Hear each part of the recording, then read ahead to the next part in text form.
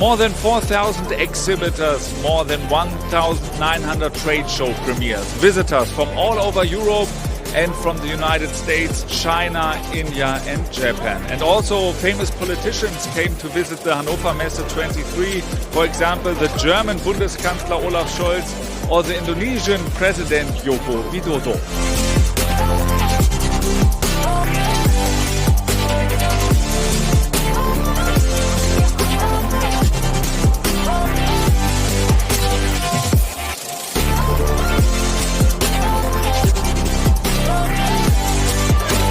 The biggest trends of the Hannover Messe 2023 were AI and machine learning, Industry 4.0 and Manufacturing X, energy management, hydrogen and fuel cells, and the carbon neutral production.